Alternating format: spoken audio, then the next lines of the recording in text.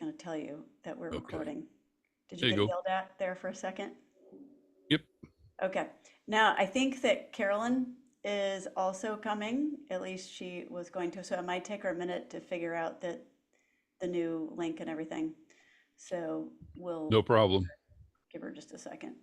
And my dog's over there. She's joining us today. That's okay. My cat came in just a minute ago. You what? My cat came in here a minute ago. Oh, that's fun. As I start singing or whatever, he'll be out of here. Right. Well, my dog is in here because it's thunderstorming Oh, and she thunder, um, uh, fireworks. fireworks. Oh, she goes crazy and Yeah. yeah, We have no, 4 of them do the same thing. not. I feel so bad because you can't do anything about it for her. You're like, No. you can't really reason it out with a dog.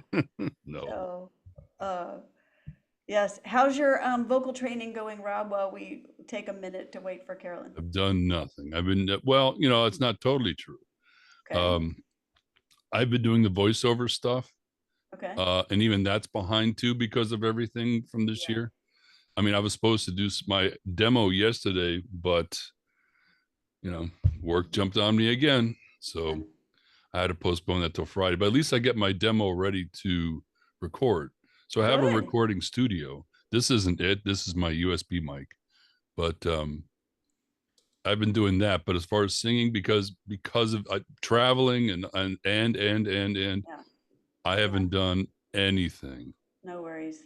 No worries. There's always today. And you're here right now. Right. So that's very good. All right. Let's just assume that Carolyn's going to figure it out in a minute and join us. So let's Okay. hope. Sure. Let's hope. All right. So here we go. Today we are going to discuss semi-occluded vocal tract. Oh, well, first let me give the official hello and let me fix this. I can always edit this part out. But you can probably tell I don't spend a lot of time editing these videos. It's okay. The hi, Keep Singing members. It is great to not see you. It is great to be with you in video form. So Rob, go ahead. Well, Rob Klein's with me today. Y'all, you can go ahead and mute yourself so he's not showing his face, which is totally fine. And for everyone, I want you to know, in case the fourth week of every month we have What's in Your Way week, and for some of y'all, what's in your way might be showing your face on camera. Like, so fear that I might call you out to sing, okay? I'm not going to do that without you offering that up to me first. And it's, we discuss it, whether we discuss it beforehand or not, I would only do that to someone who's volunteering. And when you come, of course, I love it when you turn on your camera. Rob doesn't have his camera, so doesn't have it on today. But I love that, but you do not have to turn that on. It is completely fine. If you want to be in your bathrobe and curlers, please come. Anyway, so if you're able to come, come.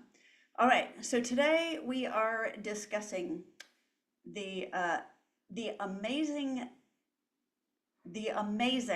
semi-occluded vocal tract training, right? So this can be, I'm going to explain what that even means, right? Some of y'all might be familiar with what it means but not quite know how to do it. Some of y'all might be like, you're speaking Greek. So let me just explain the term first. And I've got a picture for that because pictures are worth 1,000 words. So, all right.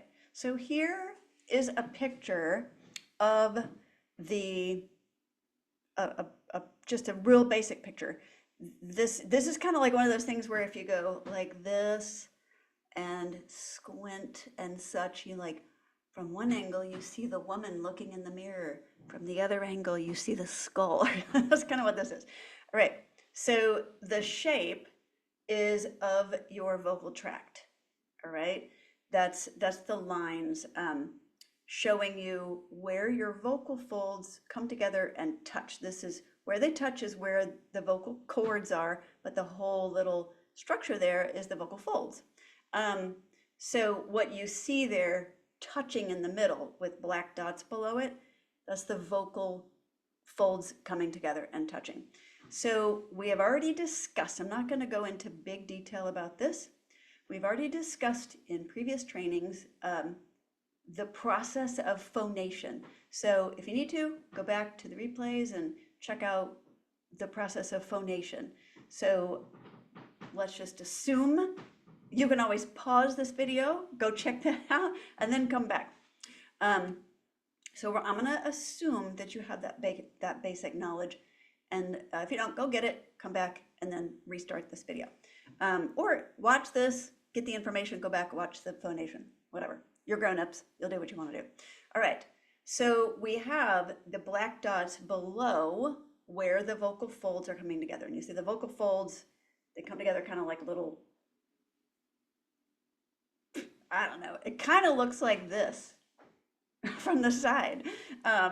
So the vocal folds are together in the middle. This is like if your vocal folds are oscillating like this, they are together and closed, all right? That's a completely closed vocal tract and airway tract. So what the black dots are there is showing you compressed air, because for every sound wave you produce, there is the buildup of air until it's compressed air below the closed vocal folds, and then just the right pressure. At just the right pressure, it will burst through, not in a bad way, bursting, but just it'll burst through the vocal folds. They will oscillate again, and that is the compressed air pocket goes past the vocal fold, past the larynx. That is, each time that happens, that's one sound wave. Okay, now let's talk about semi-occlusion and what this does for singers. So clearly, when you have a buildup of air below the closed vocal tract, you have an uneven amount of air from the bottom of the larynx.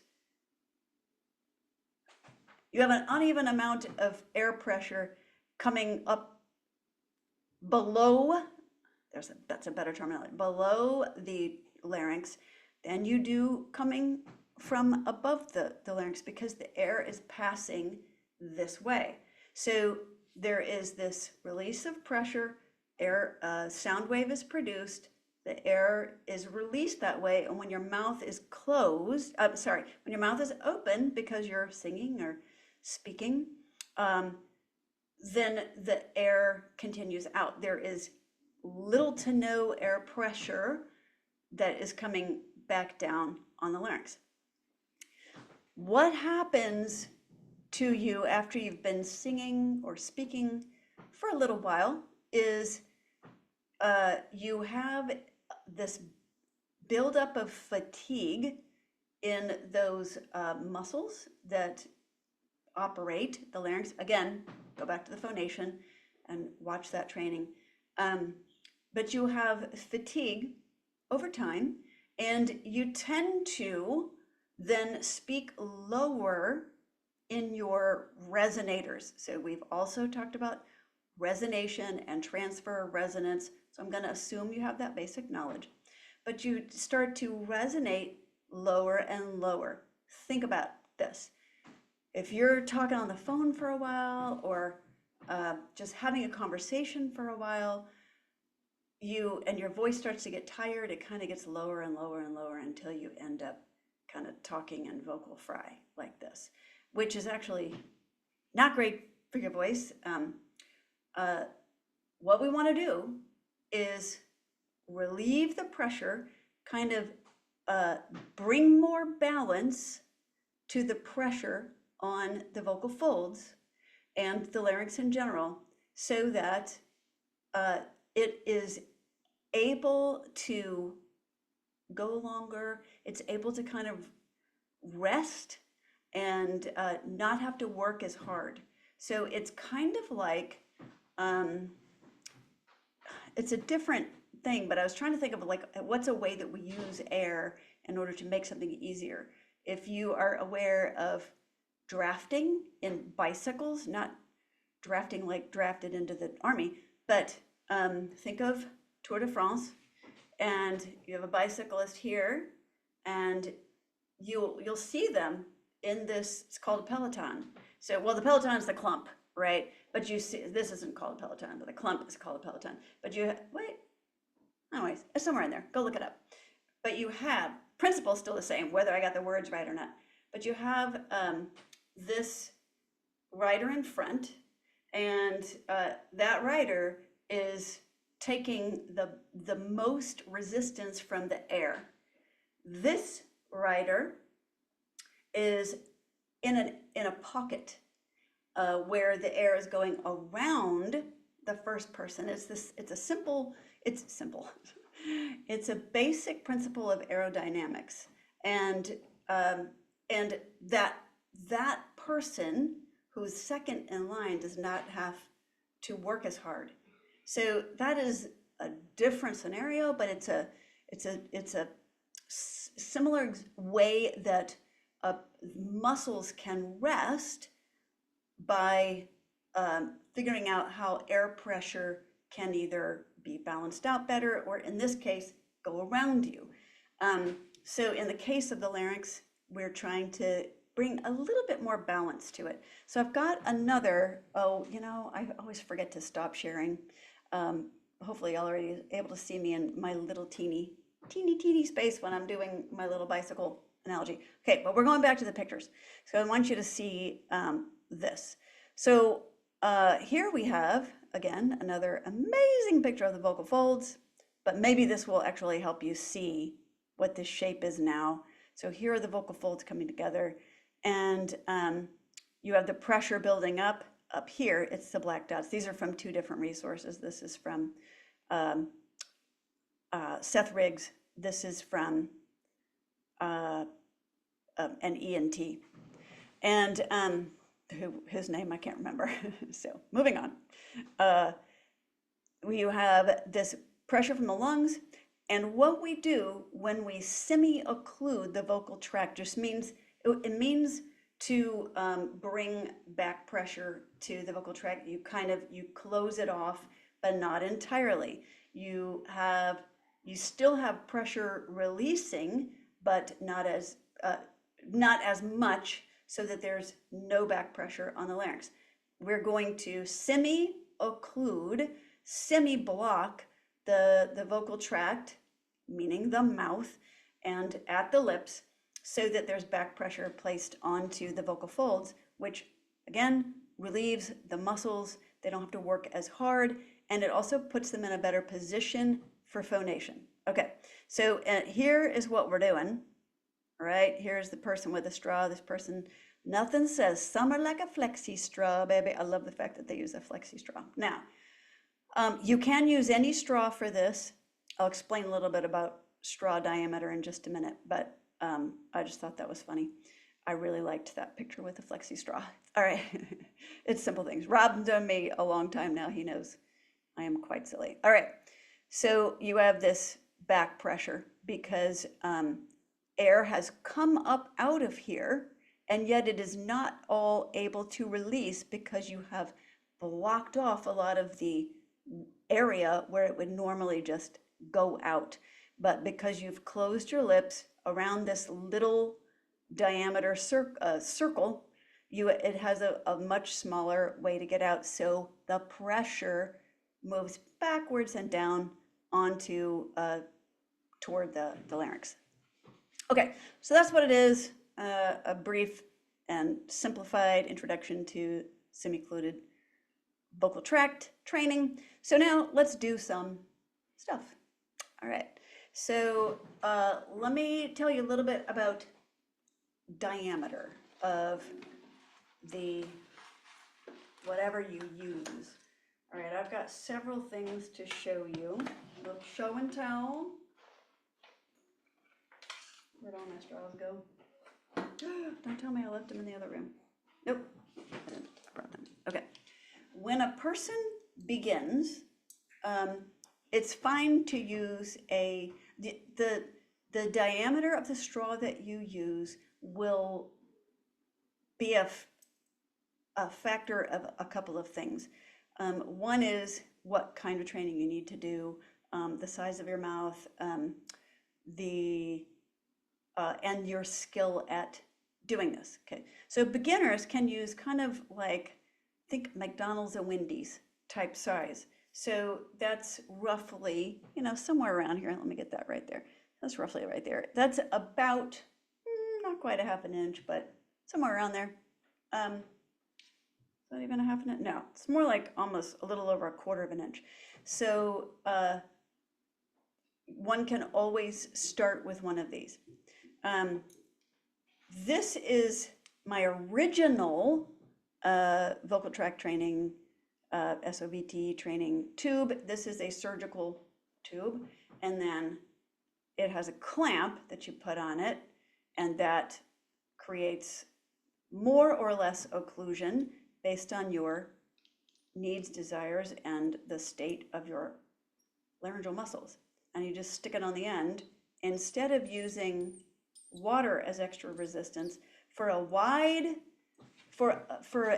straw as wide as this one, this is like a good solid, that's a solid half inch. It might maybe 6 millimeters or something. I'm not all that good with metrics, but I think it might be around 6 millimeters. So if you use a clamp, you can depress the clamp however much you want. All right. Let me get my list of, I have a list of exercises we're gonna do. Let me get them up here so it's easy for me to see. All right. So what you will ultimately be doing is working your way down in size from, you'll probably start here. Probably not a lot of you have surgical tubing laying around. You probably start about the Wendy's, McDonald's actually has really big straws. That's a whole nother story, McDonald's straws. Then this is kind of a typical stainless steel straw, I got it off Amazon with a pack of 10 or whatever it is. They even come with those little silicone things that you can put on there so it's not slipping around your lips. I still have mine in here at the moment, but you can use it with or without those little silicone things. And then this is much smaller, but I don't happen to have my Parise coffee stir that I steal regularly from Speedy Cafe. They have my favorite ones. They're those red ones. They're about 6 inches long, and they're about half the size of this, but they're not those little brown coffee stirs that have two little teeny tiny passageways. The red ones from Speedy Cafe. I'm not telling you to steal. I'm just telling you a fact of nature. Okay. So, but you would work your way down in size. All right. So let's start with an average one, and we'll just stick with an average one today. So let's take our average straw, and if you have your glass of water, you can use a glass of water. If you don't have a glass of water, don't let that stop you. In the same way that the clamp functions, you can use your finger to occlude further, right? You can just block it off like that, as you wish. All right, so we're going to start with just don't use the water just yet. We're going to do just a continuous single pitch. You don't have to match my pitch, be it your pitch. Everybody kind of has a resting pitch. Oh, I'm so sorry. I forgot to say, when your voice gets tired, it goes lower, right? We talked about that earlier. When you do the phonation, straw phonation exercises, and you can find a lot more than you're going to learn from me today on YouTube, find them. You can't hurt yourself doing these. You're not going to you don't have to worry much about somebody being a not good voice teacher or whatever, because this is so gentle on your vocal tract. So I am not worried about that. So feel free to look around and find some. I'm going to give you about 6 or 7 today. Oh yeah, so when you do a straw phonation exercises, you will find that there's while the pressure and the fatigue and the vibration has lowered in your face and in the way you resonate because you've gotten tired, you've been doing it for a while, do straw phonation exercises and you will find that that spreads further back into a more permeable facial structure, so you can resonate in larger areas and back up into your head voice or your higher range. So it's really, if you're not already going back and forth, talking in your higher range, and then sometimes in your lower range, and then back up in your higher range and really bringing variety to your voice, you need to start doing that right away. That's a really, really, really great way to rest your voice if you are a person who talks a lot. If you're just a chatty Kathy or a chatty whatever the male version of that would be, or if you are a telephone, you spend a lot of time on the telephone, you're a teacher, you're a preacher, you're whatever, somebody who talks a lot, salesperson, someone who talks a lot, and obviously singers. Okay, so what we're going to do first is we're just going to hum on a single pitch. Not truly hum. Humming doesn't come a lot out the straw. We'll get to that. Okay, so just sing through the straw as best you can on a single pitch.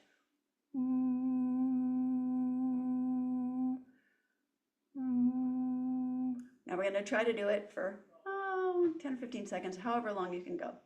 Expand your rib cage, little breath, and go.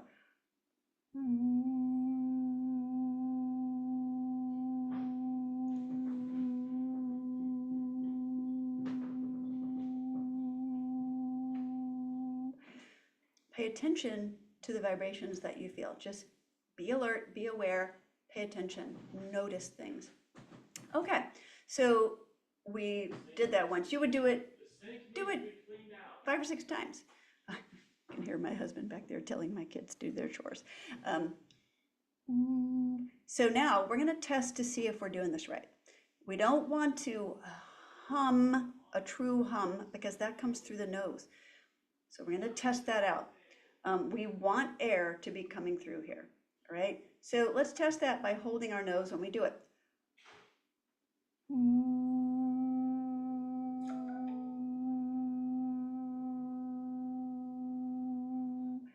The sound, nothing should change when you close and open your nose. You want to make sure you feel air. That's all you have to do. Put your hand up in front of it. You should feel air. You should feel air because remember, we are not totally occluding the vocal tract and then phonating. That would cause nasal resonance. This kind of resonance. This is where there's no air coming out my mouth. It's all coming out my nose. That's not what we want. We want the air to come out our mouth. Okay, so now we're going to do the same thing with bubbles. Let's try it with our bubbles.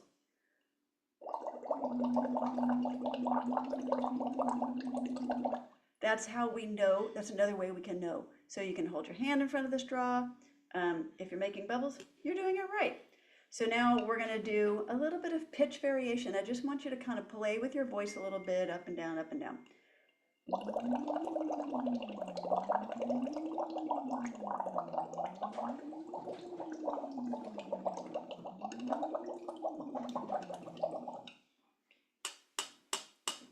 Tap it off.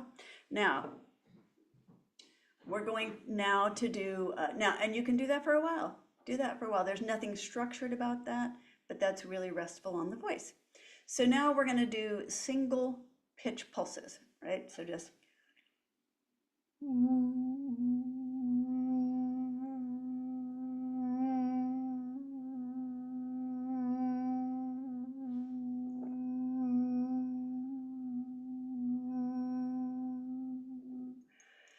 another breath and go again. Feel for the vibration.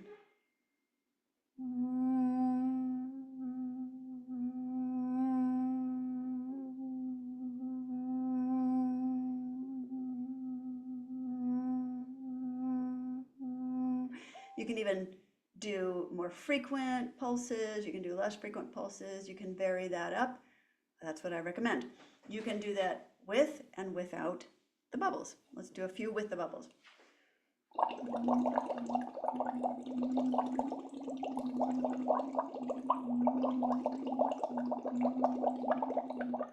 Okay, excellent. So now we are going to do single pitch.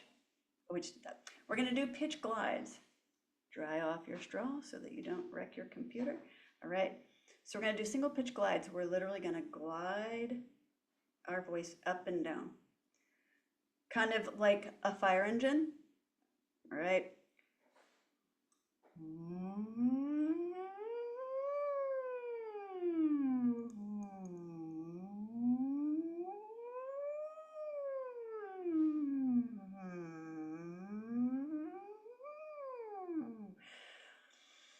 Let's do it with our bubbles.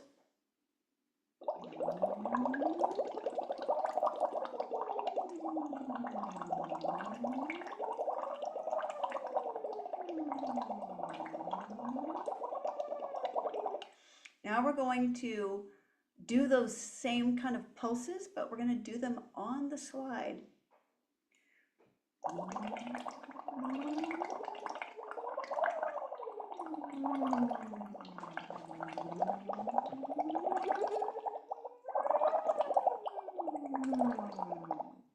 So I hope you can hear the kind of the surging a little bit. And do it without that. Okay.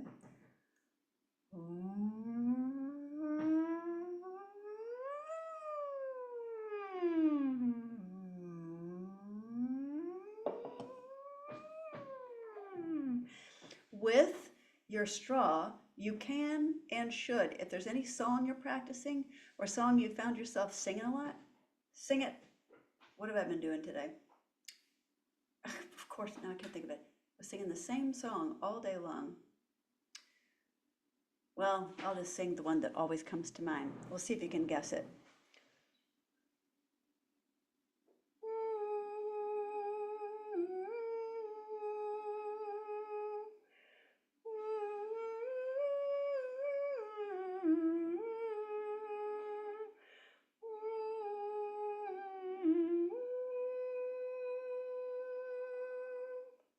Bonus if you can guess what that is. Rob, I bet you know. All right, and you can sing whatever. Do a song of your own choice right now. Pause the video if this is a recording. Pause it and do it.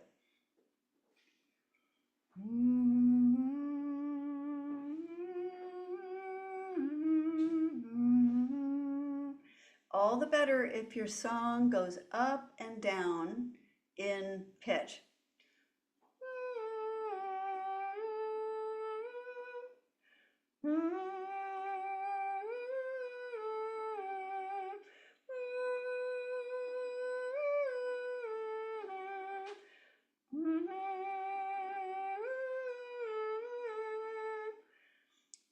That was another Journey song. All right, so now let's do some scales.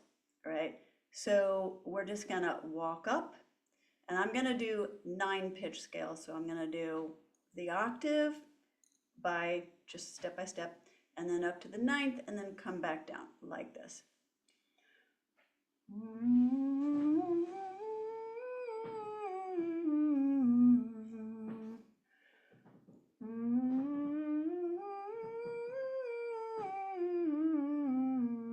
By the way, make sure your lips are closed entirely around your straw.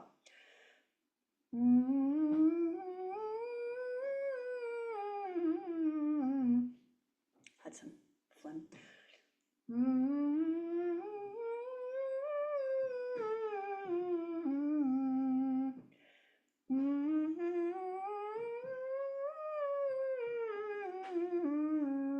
You can do that as simple as that. You can also do arpeggios.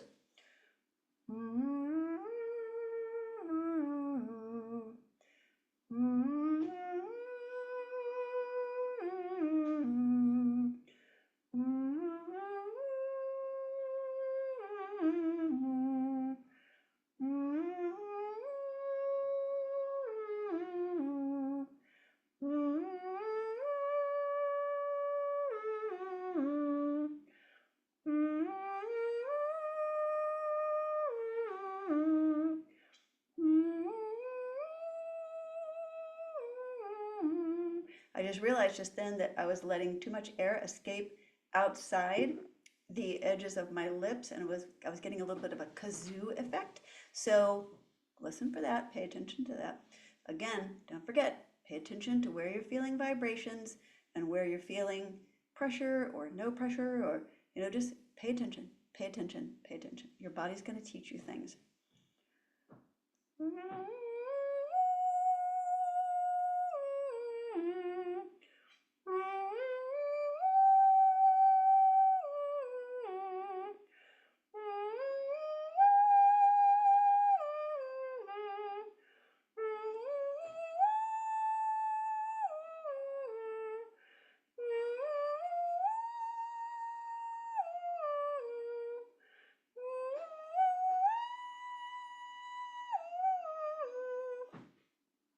Curious to know where that was.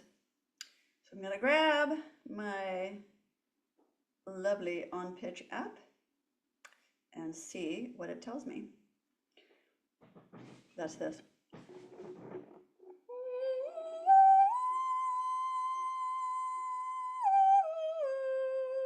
C6, that's kind of exciting. So you will find with your straw phonation, when you are working out with your straw, that you will be able to sing and exercise longer, higher and lower than you can, more, I already said longer, I was gonna say more extendedly, but that's just being redundant and saying it over and over again, the same thing twice.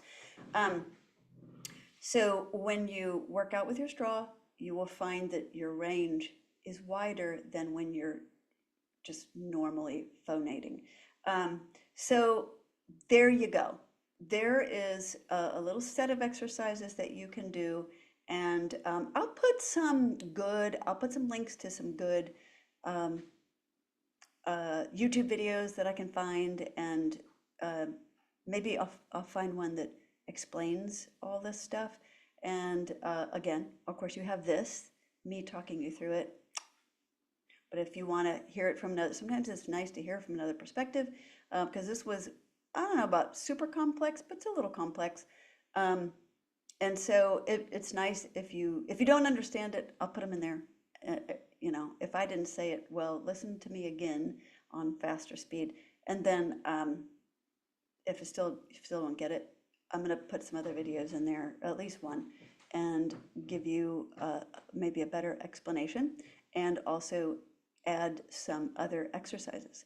So yeah, there you go. Please send me any questions that you have.